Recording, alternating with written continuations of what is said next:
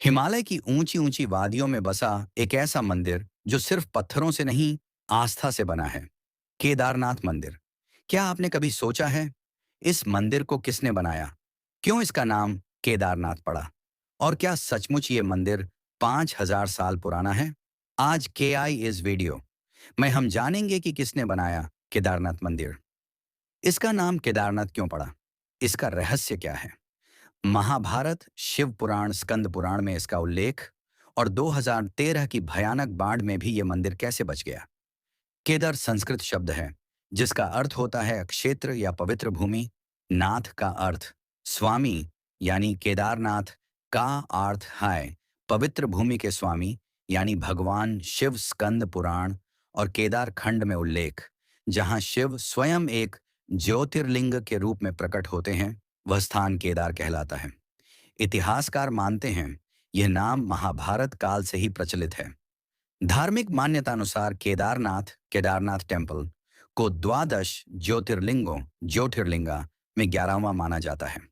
साथ ही यह सबसे पवित्र तीर्थ स्थलों, होली पिलग्रिमेज में से एक है। कहा जाता है कि केदारनाथ धाम की कहानी बेहद अनोखी और दिलचस्प है। मान्यता है कि पांडवों ने केदारेश्वर ज्योतिर्लिंगा के प्राचीन मंदिर का निर्माण करवाया था।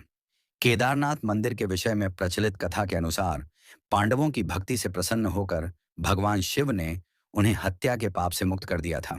मान्यता है कि महाभारत के युद्ध में विजयी होने पर पांडव अपने भाइयों की हत्या से मुक्ति के लिए भगवान शिव का आशीर्वाद पाना चाहते थे, परंतु भगवान उनसे कर्म से खुश नहीं थे, इसलिए वे केदारनाथ चले गए।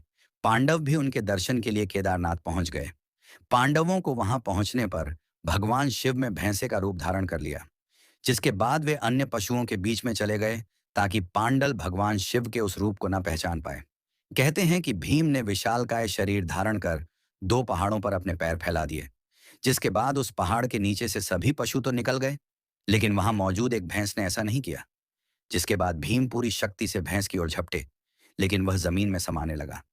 तभी भीम ने उसकी की पीठ का पिछला हिस्सा पकड़ लिया। कहा जाता है कि भगवान शिव ने भैंसे का रूप बनाया था। मान्यता है कि भगवान शिव पांडवों की इच्छा शक्ति से प्रसन्न हुए और उन्हें दर्शन देकर हत्या के पाप से मुक्त होने का आशीर्वाद दिया। धार्मिक मान्यता है कि उसी समय से केदारनाथ में भैंस की पीठ को शिव का रूप मानकर पूजा होने लगी। प्राचीन मंदिर का निर्माण पांडव काल में, महाभारत काल में हुआ था। उसके बाद आधुनिक मंदिर का पुनर्निर्माण 8वीं शताब्दी में आदि शंकराचार्य जी ने किया। आदि शंकराचार्य ने न केवल केदारनाथ का पुनर्निर्माण किया, बल्कि हिंदू धर्म की पुनर्स्थापना भी की। मंदिर के पीछे आदि शंकराचार्य की समाधि आज भी स्थित है।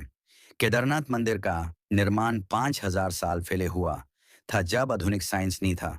आपने सोचा, तब भी यह मंदिर कल्पना से परे है।